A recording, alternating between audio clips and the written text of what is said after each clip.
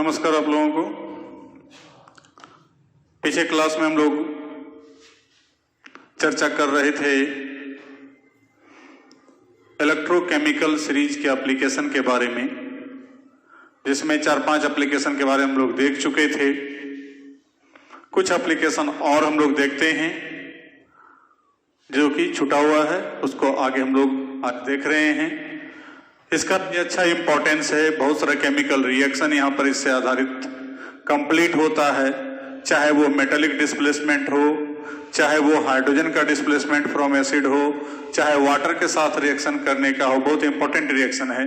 तो ये सारा रिएक्शन का डिटरमिनेशन, इसके साथ कौन सा प्रोडक्ट बनाएगा, कौन रिएक्शन करेगा और कौन रिएक्शन नहीं करेगा, इसकी जानकारी आज हम देखने को मिलेगा इसमें।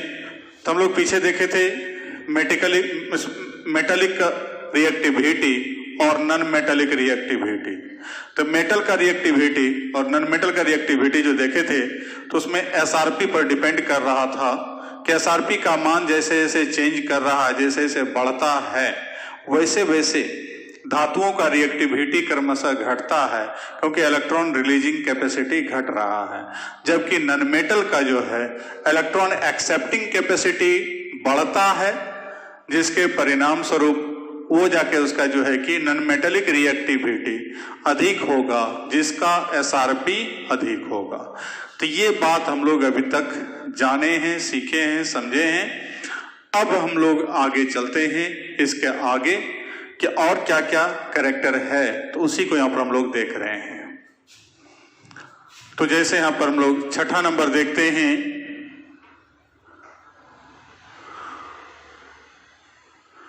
Number 6, determination of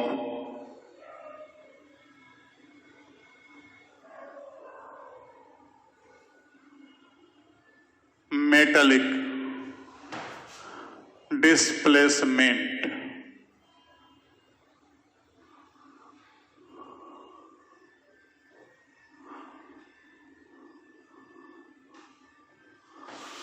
Since we know that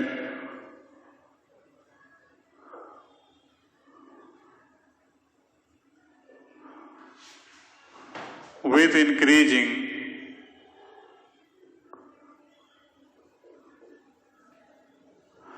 SRP reactivity of metals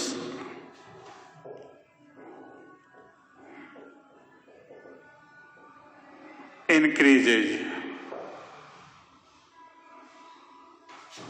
तो एसआरपी जैसे जैसे बढ़ेगा, मेटल का रिएक्टिविटी डिक्रीजेज, घटता है, उल्टा हो गया था। नॉन मेटल में इंक्रीज करता है, इसमें क्या होगा, डिक्रीज करेगा, जो हम लोग पिछले क्लास में देख चुके हैं कि मेटेलिक रिएक्टिविटी जो है एसआरपी का उल्टा चलता है। तो वैसे कंडीशन में metals with high SRP, SRP फिर एक बार बता दें, standard reduction potential, will be less active than metals with low SRP। तो लो SRP वाले मेटल के तुलना में हाई SRP वाला मेटल जो है लेस एक्टिव होगा, उसका एक्टिविटी कम होगा, क्योंकि SRP का उल्टा चलता है। SRP बड़ा है तो एक्टिविटी कम है, लेस एक्टिव होगा, और SRP जिसका छोटा है वो अधिक एक्टिव होगा। नाउ एक्टिव मेटल मतलब लो SRP can displace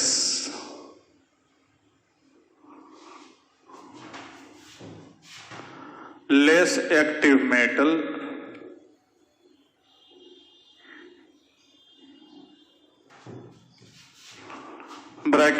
high SRP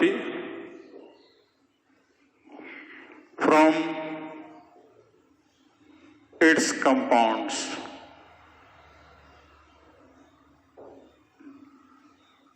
But its vice versa is not possible.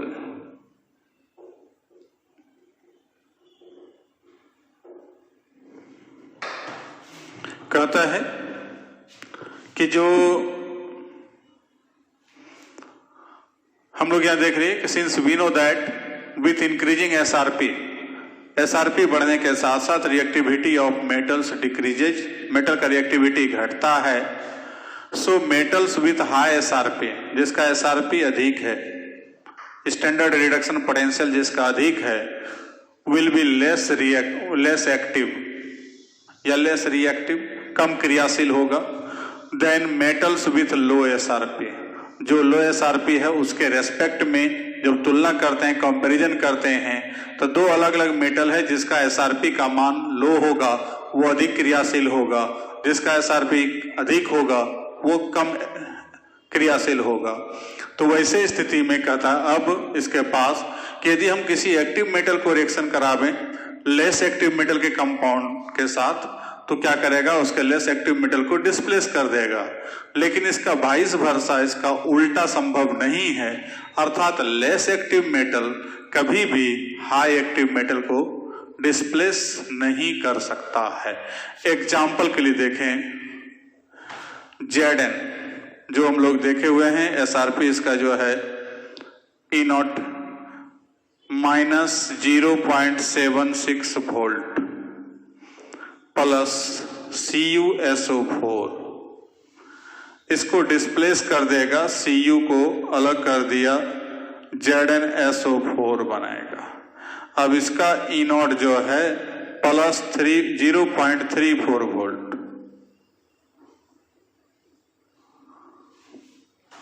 तो क्या देखते हैं, एसआरपी इसका छोटा है, इसका एसआरपी बड़ा है। एसआरपी छोटा या नेगेटिव में है, यहाँ पॉजिटिव में है, तो ये छोटा है, तो छोटा है तो ये अधिक एक्टिव है बनिस्पत कॉपर को। तो कॉपर को ये डिस्प्लेस कर देगा। लेकिन वही कॉपर को हम चाहेंगे कि Zn के किसी कंपाउंड के साथ रिएक्शन कराने के लिए, तो नो रिएक्शन, या यही रिएक्शन रिवर्सिबल बनाने के लिए तो पॉसिबल नहीं है।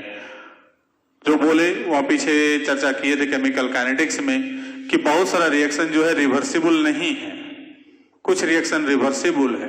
तो ये रिवर्सिबल नहीं होने का एक रीजन ये भी है कि एसआरपी जो है यहाँ पर जाकर के जो है कि हमको डिफरेंस रहने के कारण जो यहाँ पर हमको हाई एसआरपी वाला है, इसको यदि हम रिटर्न करना चाहेंगे इसके साथ रिएक्शन करा करके, तो पॉसिबल नहीं है।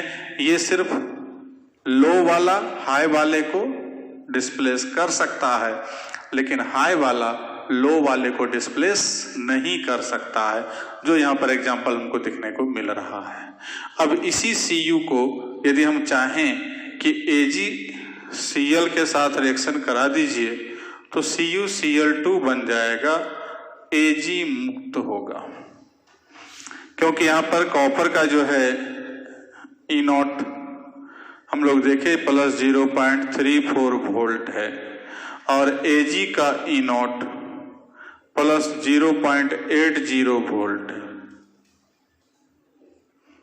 तो क्या देखते हैं कि इसका जाकर के छोटा है, इसका बड़ा है, अर्थात Ag लेस एक्टिव है और ये अधिक एक्टिव है, तो ये इसको डिस्प्लेस कर दिया। लेकिन उसी Ag को यदि हम चाहें कि CuCl2 के साथ रिएक्शन कराने के लिए, तो नो रिएक्शन। तो फिर से एक बार ध्यान से समझ लें कि यहां पर जिसका एसआरपी लो होगा वो हाई एक्टिव, मोर एक्टिव, तो मोर एक्टिव होगा, ये होगा लेस एक्टिव, तो लेस एक्टिव वाले को डिस्प्लेस कर सकता है। मजबूत आदमी कमजोर को हटा सकता है। जैसे आप ट्रेन पर चलते हैं ना, तो ट्रेन पर कोई बॉडी बिल्डर आदमी आया, कोई थोड़ा दबंग टाइप का आया, तो किसी कमजोर आदमी को तुरंत हटा जाएगा, हटो उधर बैठेंगे। लेकिन कोई कमजोर आदमी आए, कोई भिखारी आदमी आए और वो कहे मजबूत आदमी का उधर हटो बैठेंगे, तो पॉसिबल नहीं है, क्योंकि वो क्या है, लेस एक्टिव है, कम क्रियाशील है, कम दबंग है। तो जो दबंग है कमजोर को कहीं से भी डिस्प्लेस कर सकता है, लेकिन जो कमजोर है वो मजबूत को डिस्प्लेस नहीं कर सकता। उसका रीजन है रिएक्टिविटी, वो ज्यादा एक्टिव नहीं है। तो एजी कमजोर है सीयू से, तो इसको डिस्प्लेस नहीं करेगा। सीयू कमजोर है जेडन से, तो इसको डिस्प्लेस नहीं करेगा। लेकिन जेडन मजबूत है कॉपर से, क्योंकि इसका एसआरपी लो है, यहाँ इसका एसआरपी लो है, तो लो वाला हाई वाले को डिस्प्लेस कर सकता है, लेकिन हाई वाला कभी लो वाले को डिस्प्लेस नहीं कर सकता। तो ऐसे रिएक्शन को हम लोग यहाँ कह रहे हैं मेटेलिक डिस्प्लेसमेंट रिएक्शन है। ये मेटल को डिस्प्लेस करने का रिएक्शन है, जिसमें एक मेटल दूसरे मेटल को डिस्प्लेस करता है। और ये तभी संभव है जबकि एसआरपी में डिफरेंस रहेगा, और डिफरेंस में भी लो एसआरपी वाला ही हाई एसआरपी वाले मेटल को उसके कंपाउंड से डिस्प्लेस कर सकता है, क्योंकि उसका रिएक्टिविटी जो है अधिक होता है लो एसआरपी वाले का। इलेक्ट्रॉन त्याग करने की क्षमता उसका अधिक है, अर्थात इलेक्ट्रॉन रिलीजिंग कैपेसिटी अधिक है। और ये यहाँ पर जस्ता जो है कॉपर को दे देता है कि भाई तुम्हारा यहाँ फंसा हुआ है पैसा, चलो ठीक है तुम इलेक्ट्रॉन ले लो और तुम मुक्त हो जाओ, हम वहां पर शिफ्ट कर जाते हैं। लेकिन ये कमजोर है बंदा, तो ये बंदा जब कमजोर है तो इस बंदे को हटाना संभव नहीं है। ठीक है, तो इस प्रकार से हम लोग मेटेलिक डिस्प्लेसमेंट को समझ गए। लिख लीजिए इसको।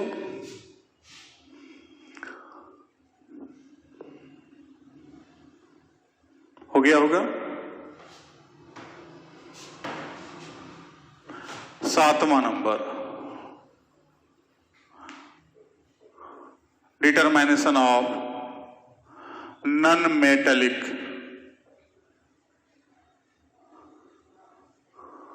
डिस्प्लेसमेंट, अधात्विक विस्थापन। अब यहां पर रिएक्शन तो हटा ही दें।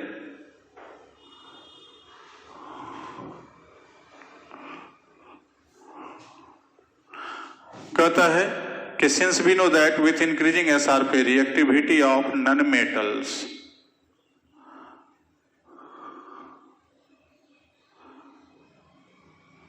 increases, so non-metals with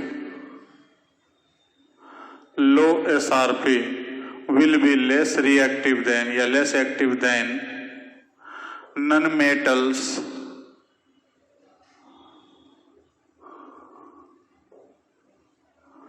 with high SRP। तो हाई एसआरपी वाला जो है यहाँ अधिक क्रियाशील होगा नॉन मेटल में, और लो एसआरपी वाला कम क्रियाशील होगा। Now active non metal, active non metal अर्थात हाई एसआरपी जो है can displace less active non metal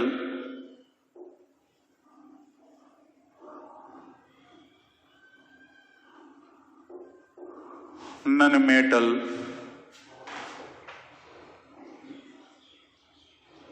with low SRP from its compound, but its vice versa is not possible। उसका just opposite metal का उल्टा है। Metal में SRP लो वाला high वाले को डिस्प्लेस कर सकता है, इसमें हाई वाला लो वाले को डिस्प्लेस कर सकता है, लेकिन हाई माने लो वाला जो है हाई वाले को डिस्प्लेस कभी नहीं करेगा, क्योंकि यहाँ जो हाई एसआरपी है जिसका वही एक्टिव है, और जिसका लो एसआरपी है वो कम एक्टिव है। तो कमजोर जो है वो दूसरे को मजबूत को नहीं हटा सकता, लेकिन जो मजबूत है वो कमजोर वाले को डिस्प्लेस कर सकता है। अब यहाँ पर एग्जाम्पल देता हूं मैं थोड़ा सा ज्यादा, इसको मिटा दूं, लिख लिए होंगे शायद। ठीक है,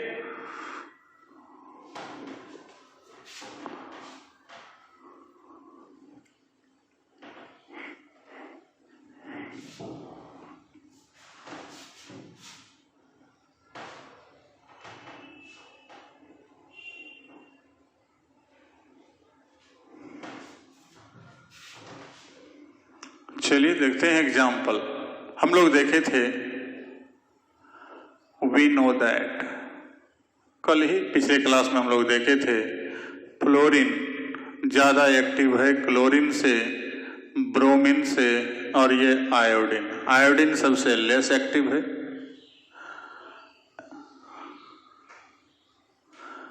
decreasing order of SRP and activity, क्रियाशीलता भी। तो क्रियाशीलता और एसआरपी दोनों का ये डिक्रीजिंग ऑर्डर है। ये अधिक एसआरपी है तो अधिक एक्टिव है, इसका लो एसआरपी है तो सबसे कम एक्टिव है। चारों हेलोजन तत्व है, ग्रुप 7A का एलिमेंट है। अब इसको रिएक्शन यदि कराते हैं आपस में एक दूसरे के साथ कंपाउंड में, तो जैसे F2 है, यदि Cl के किसी कंपाउंड के साथ रिएक्शन करेगा, ध्यान समझिएगा, KCl, तो तुरंत इसको डिस्प्लेस करेगा, ट्वाइस KF बनेगा प्लस Cl2 मुक्त करेगा। F2 यदि चाहेगा इसके कंपाउंड के साथ रिएक्शन करने के लिए तो तुरंत KF बनेगा, Br2 को भगा देगा। F2 चाहेगा 2KI के साथ इसको तो और आसानी से हटा देगा I2, क्योंकि सबसे कमजोर यही है, इसको डिस्प्लेस कर दिया। अब इसी फिर एक बार हम लोग क्लोरीन को लेके चलें कि Cl2 यदि चाहे फ्लोरीन के कंपाउंड के साथ रिएक्शन करने के लिए, तो जस्ट अभी बोले कि उसका वाइस वर्सा पॉसिबल नहीं है, ये दोनों रिएक्शन उल्टा नहीं हो सकता, तो नो रिएक्शन। लेकिन वही क्लोरीन चाहे के Br के साथ रिएक्शन कराने के लिए तो ये हटा देगा, 2KCl प्लस Br2। Cl2 को रिएक्शन कराना चाहें 2KI के साथ तो 2KCl प्लस I2। अब हम लोग चलते हैं, यदि यहां पर Br2 को रिएक्शन करावें KF के साथ तो ये बंदे को नहीं हटा पाएगा, नो रिएक्शन, पॉसिबल नहीं है, ये बाहुबली है। Br2 चाहेगा KCl के साथ रिएक्शन करने के लिए तो ये भी नो रिएक्शन, ये भी बाहुबली से कम नहीं है इसके तुलना में, लेकिन कमजोर है इसका प्रतिद्वंदी KI, तो ये इसको KBr बना देगा, I2 को मुक्त कर देगा। अब सबसे कमजोर है I2। अब ये चाहे कि ये I2 KCl के साथ, ये I2 KBr के साथ, तो तीनों में से किसी के साथ रिएक्शन नहीं करेगा भाई, क्योंकि इस बड़ा गरीब है, ये कमजोर है, इसका एसआरपी सबसे छोटा है, लेस एक्टिव है। तो वैसे कंडीशन में ये मजबूत जो दबंग लोग है, दबंग लोग को वहां पर डिस्प्लेस नहीं कर सकता। तो ऐसा स्थिति हम लोग हर जगह देखते हैं कि जो मजबूत है वो जीता है। चार्ल्स डार्विन ने भी विकासवाद के सिद्धांत में कहा था कि जो मजबूत होगा वो जिएगा, जो कमजोर होगा वो चला जाएगा सृष्टि से। तो ठीक उसी प्रकार यहाँ पर जो है ये मजबूत है तो इसको डिस्प्लेस कर दिया। क्लोरीन F से मजबूत नहीं है तो डिस्प्लेस नहीं कर पाया, लेकिन Br और I को डिस्प्लेस कर दिया। ब्रोमीन इस दोनों को डिस्प्लेस नहीं कर पाया क्योंकि ब्रोमीन कमजोर है इस दोनों से, और आयोडीन सबसे ज्यादा कमजोर है तो इसलिए किसी को डिस्प्लेस नहीं कर पाया। तो ये था नॉन मेटालिक डिस्प्लेसमेंट, लिख लीजिए।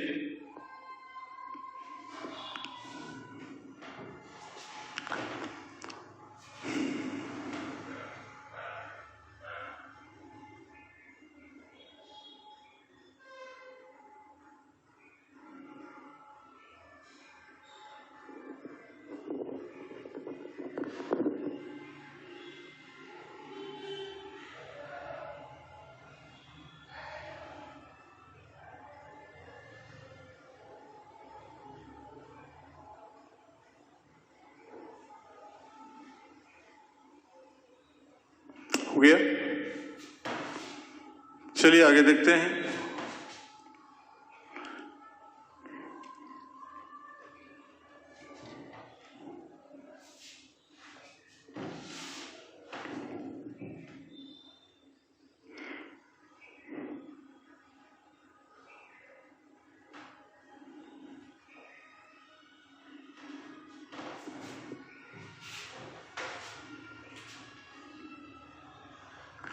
आठवां number,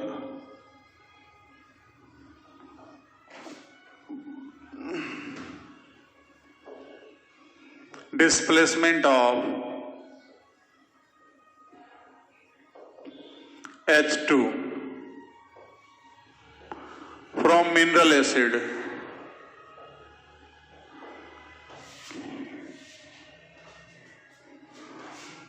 active metal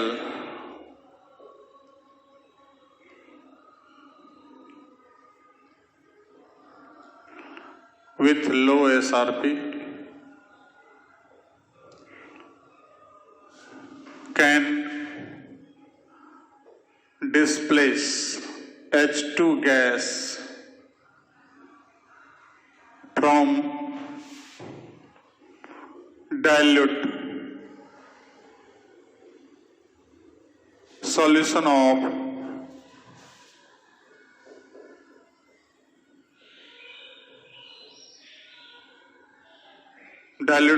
of mineral acid, but less active metal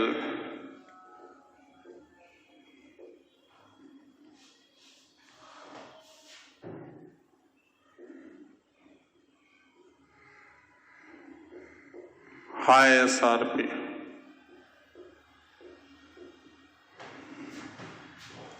can't displace H2 from mineral acid। तो मिनरल एसिड से या कोई भी डाइल्यूट एसिड से, डाइल्यूट मतलब पतला घोल, उससे जो क्रियाशील धातु है वो H2 गैस को डिस्प्लेस कर सकता है, लेकिन जो कमजोर धातु है वो मिनरल एसिड या डाइल्यूट एसिड से H2 गैस को डिस्प्लेस नहीं कर सकता, क्योंकि उसका SRP जो है काफी हाई है विथ रेस्पेक्ट टू हाइड्रोजन। क्योंकि हम लोग जानते हैं कि हाइड्रोजन का SRP 0.00 वोल्ट होता है। अब 0 से नीचे वाला जितना भी होगा माइनस में जाएगा, तो माइनस वाला जो है सब हाई एक्टिव मेटल है, और 0 से ऊपर वाला जितना भी है सब क्या है, प्लस वाला होगा। तो कॉपर Ag Au सबका प्लस में SRP का मान होता है, लेकिन हाइड्रोजन के तुलना में कम रिएक्टिव है, इसलिए हाइड्रोजन को वो डिस्प्लेस नहीं कर सकता एसिड के साथ रिएक्शन कराने पर। जबकि जो हाई एक्टिव मेटल है वो आराम से रिएक्शन करेगा। जैसे आप देखते हैं, बहुत सारा रिएक्शन देखे हैं, Zn को रिएक्शन कराते हैं H2SO4 के साथ, स्कूल पीरियड से ही आप लोग देख रहे हैं। यहाँ डाइल्यूट है तो फटाक से इसके साथ रिएक्शन करेगा ZnSO4 प्लस H2।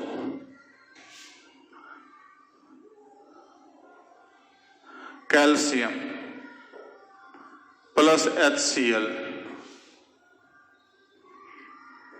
डाइल्यूट तो CaCl2 plus H2, Mg plus HNO3,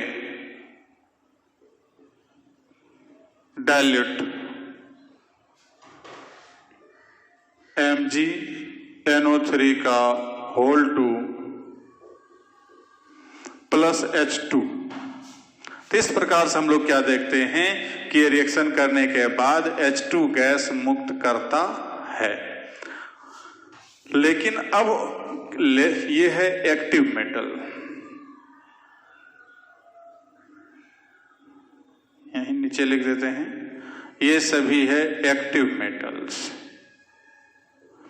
अब लेस एक्टिव मेटल में जैसे मान लीजिए हम चाहें कि Ag को रिएक्शन कराने के लिए H2SO4 के साथ खूब डाइल्यूट ले लें सॉल्यूशन, उसे कोई अंतर नहीं पड़ने वाला है, नो रिएक्शन।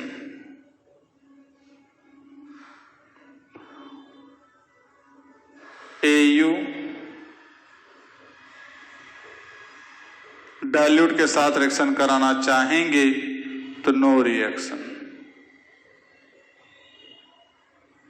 तो इस प्रकार से जाकर के जो हम लोग क्या देखते हैं, रिएक्शन नहीं करता है, जबकि जाकर के जो है ये सब रिएक्शन कर रहा है। ये है लेस एक्टिव।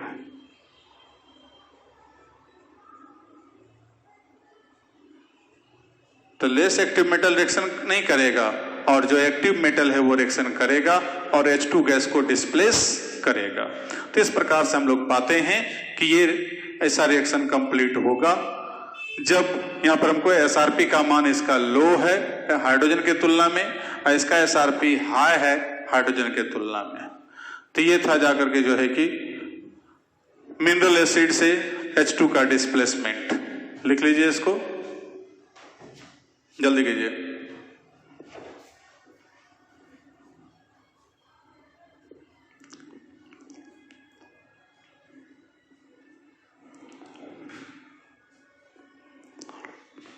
हो गया होगा।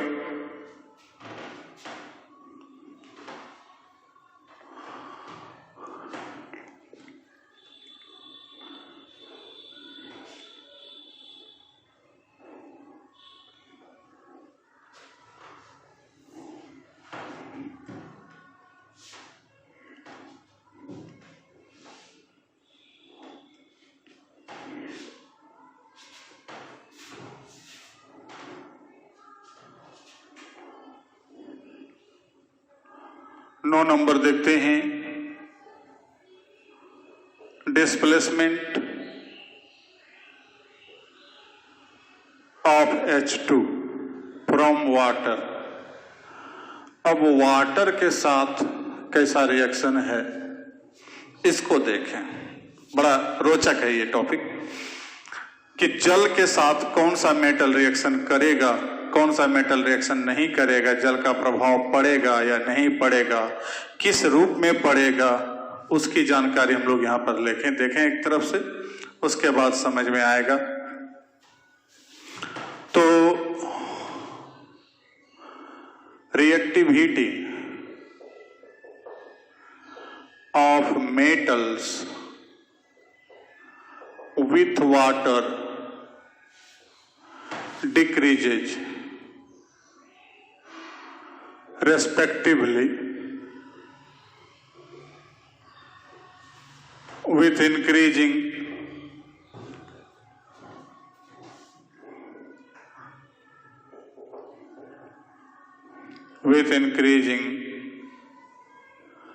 their SRP। SRP जैसे जैसे बढ़ेगा उसका जो है रिएक्टिविटी क्रमशः घटेगा वाटर के साथ। तो इसलिए जिसका SRP अधिक होगा वो कम रिएक्टिव होगा वाटर के साथ या नहीं रिएक्टिव होगा, लेकिन जिसका SRP कम होगा वो चूंकि ज्यादा एक्टिव मेटल है तो वो जो है कि वाटर के साथ आसानी से रिएक्शन करता है। वो नमूना यहाँ दिखलाई पड़ेगा आपको। लिथियम, कैल्शियम, सोडियम, पोटासियम, ये सब रिएक्शन करेगा H2O कोल्ड और हॉट और स्टीम, तीनों में से किसी से, ठंडा, गर्म या जलवाष्प, सबके साथ रिएक्शन करेगा और बनाएगा मेटालिक हाइड्रोक्साइड प्लस H2 का डिस्प्लेसमेंट होगा। हाईली एक्टिव है, अधिक क्रियाशील है, खास करके अल्कली मेटल और अल्कलाइन मेटल। तो ये जो है हम लोग कह सकते हैं सभी अल्कली एंड अल्कलाइन,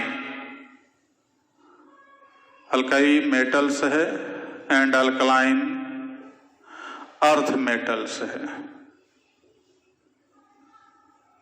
तो वो जाकर के रिएक्शन करेगा और मेटेलिक हाइड्रोक्साइड प्लस H2। जैसे मान लीजिए कैल्शियम को रिएक्शन कराइएगा H2O के साथ। अब यहाँ पर प्रोडक्ट आपसे पूछा जाएगा, प्रोडक्ट क्या बनेगा। तो रिएक्शन का जो रूल है यहाँ पर इस रिएक्शन का, कि जब भी हमको ये सब अधिक एक्टिव मेटल है, उसको जैसे ही हमको ठंडा, गर्म या भाप, तीनों में से कोई टाइप का H2O का रूप लेकर आते हैं, ठंडा पानी लाएं, गर्म पानी लाएं, या जाकर के जो उसका भाप के साथ रिएक्शन कराएं, तो सब के साथ रिएक्शन करके क्या बनाएगा, फिल अप द ब्लैंक्स में दे दिया जाए, आपसे पूछा जाए कि यहाँ पर क्या बनेगा, तो हम आराम से बताएंगे इसका हाइड्रोक्साइड कैल्शियम का और साथ में H2। अब यदि चाहे आपको पूछा जाए पोटासियम के साथ रिएक्शन करेगा तो क्या बनेगा, तो पोटासियम के साथ रिएक्शन करेगा तो उसके साथ भी KOH प्लस H2।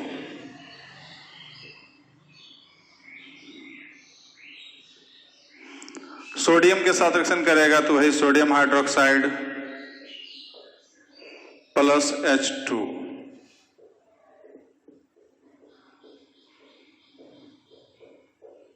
फिक्स्ड है कि H2 गैस को बनना है तो बनना है। तो ये था आपका, मतलब ये मेटेलिक हाइड्रोक्स माने मेटल के साथ जो है एक्टिव मेटल है, उसके जल के साथ क्रियाशीलता, उसमें देखते हैं हाइड्रोजन को डिस्प्लेस करने की क्षमता है।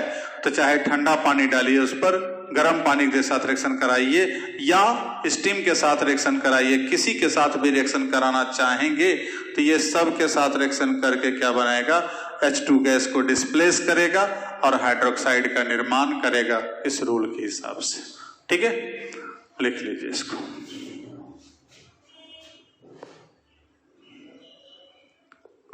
हो गया। अब हम लोग उससे थोड़ा सा और आगे चलते हैं, जो थोड़ा सा उससे कम एक्टिव है।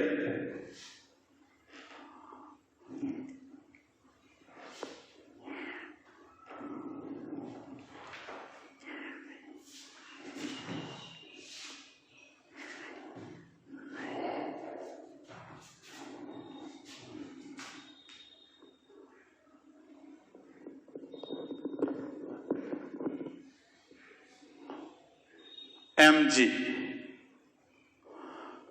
H2O कोल्ड के साथ रिएक्शन करेगा MgOH होल 2 प्लस H2 बनाएगा, लेकिन MgH2O हॉट अथवा स्टीम के साथ रिएक्शन करेगा तो कहता है ये ऑक्साइड बनाएगा। तो मैग्नीशियम दो तरह से रिएक्शन करता है, ठंडा पानी के साथ रिएक्शन करेगा तो हाइड्रोक्साइड बनाएगा और साथ में H2 गैस मुक्त करेगा। गर्म पानी के साथ या उसके वाष्प के साथ रिएक्शन कराते हैं तो ये ऑक्साइड बनाएगा प्लस H2 बनाएगा। अब हम लोग चलते हैं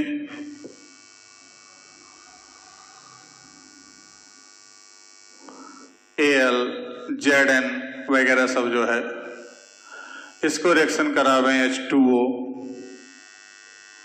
कोल्ड के साथ तो नो रिएक्शन, लेकिन रिएक्शन करावें H2O हॉट अथवा स्टीम के साथ तो कहता है ये बनाएगा ऑक्साइड बनाएगा प्लस H2। जैसे एल्यूमिनियम H2O हॉट है तो कभी एल्यूमिनियम के बर्तन में पानी को गर्म कीजिए तो वहां पर कुछ थक्का टाइप का बनता है, तो ये एल्यूमिनियम ऑक्साइड बनता है। Zn प्लस H2O यहाँ हॉट लेते हैं या स्टीम लेते हैं तो जिंक ऑक्साइड प्लस H2। ठीक है, तो इस प्रकार से हम लोग देखते हैं कि ये जाकर के इसका SRP मैग्नीशियम के SRP से इसका SRP अधिक है, थोड़ा सा लेस एक्टिव है, तो लेस एक्टिव में कोल्ड के साथ कोई प्रभाव नहीं पड़ा, हॉट और स्टीम के साथ रिएक्शन करके ऑक्साइड बनाता है। अब इससे और नीचे जाएं, Fe,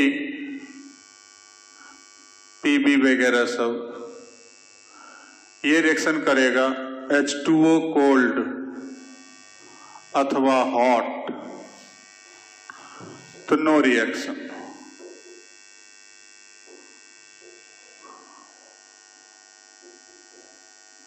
कोई रिएक्शन नहीं होगा, कोई प्रभाव नहीं पड़ेगा।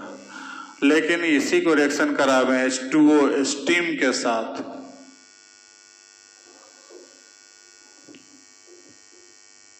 तो ऑक्साइड बनाएगा प्लस H2।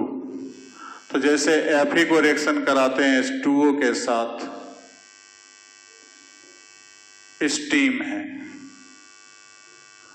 तो यहां पर Fe2O3 प्लस 3H2। जैसे लाल पूरा गर्म किया हुआ लोहा है और उसको रिएक्शन मैंने पानी में डालते हैं तो हमें लगता है कि पानी के साथ रिएक्शन किया, लेकिन पानी के साथ रिएक्शन नहीं करता है। पानी को पहले भाप के रूप में कन्वर्ट करके तब उसके साथ रिएक्शन करता है। और देखिएगा लोहा का छड़ के ऊपर या लोहा के कोई बर्तन के ऊपर, कोई भी चीज का है जिसको गर्म पूरा लाल कर दें, उसको पानी में डालते हैं तो उसमें एक उजला परत जम जाता है। तो उजला परत किसका है? फेरिक ऑक्साइड का।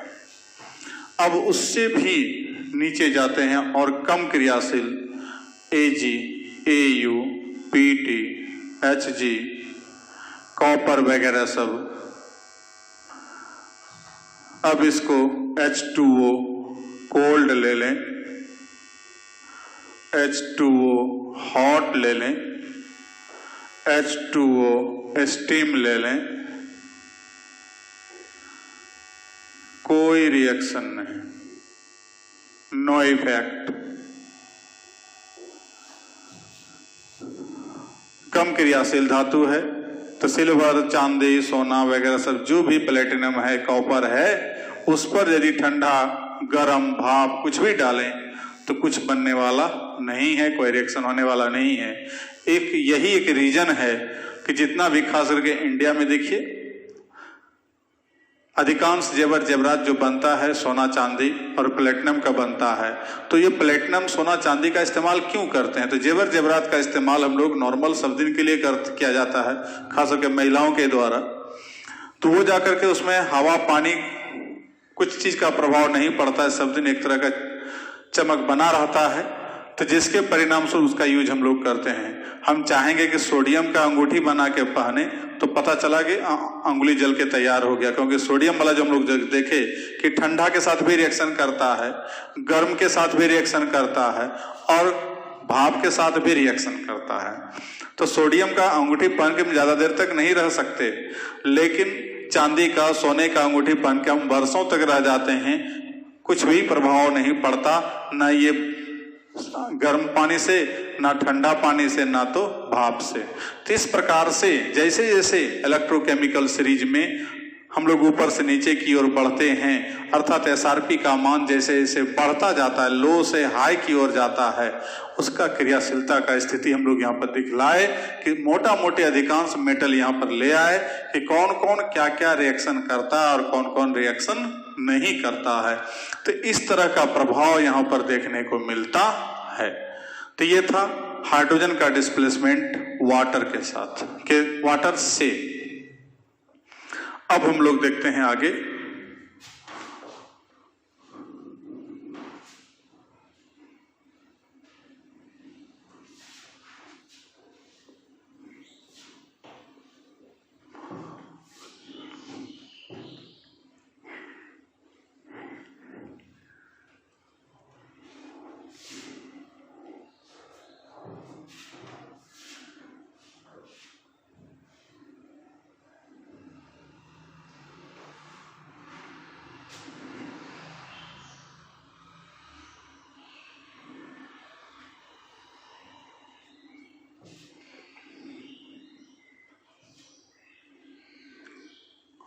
Number 10, thermal stability of metallic oxide.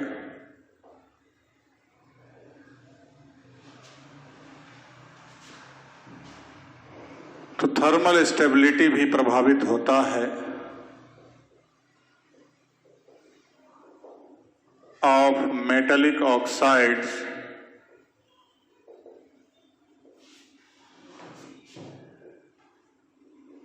decreases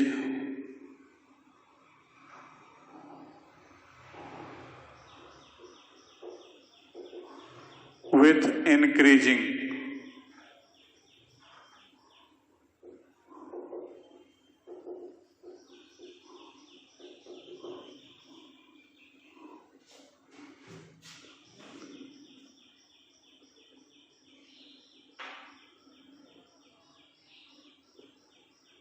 their SRP.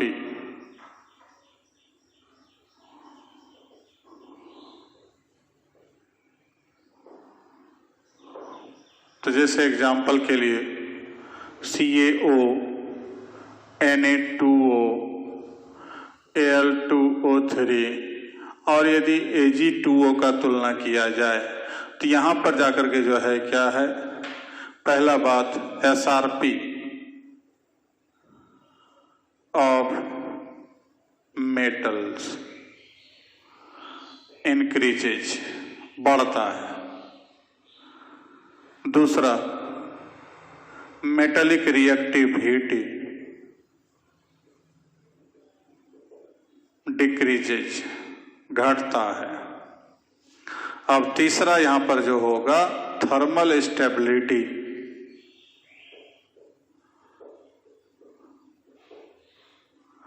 of metallic oxides,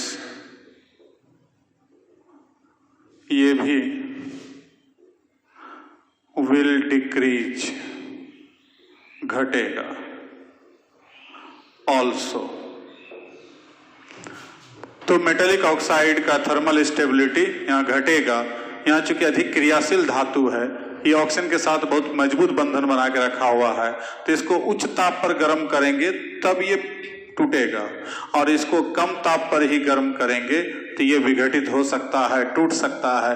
कारण है कि यहाँ पर जो दोस्ती है, यहाँ पर जो केमिकल बॉन्ड बन रहा है वो थोड़ा वीक है, क्योंकि लेस एक्टिव है और ये हाई एक्टिव है।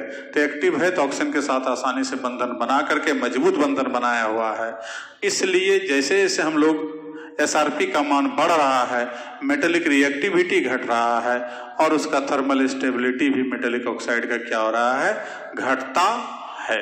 तो ये जाकर के जो है कि स्थिति है थर्मल स्टेबिलिटी का, मेटेलिक ऑक्साइड का। तो अभी तक में हम लोग कुछ यहाँ पर जो है कि टोटल पिछले क्लास और इस क्लास को लेकर के 10 एप्लीकेशन अभी तक देख चुके हैं इलेक्ट्रोकेमिकल सीरीज का। कुछ और बच गया है, उसको अगले क्लास में देखेंगे। तब तक के लिए धन्यवाद।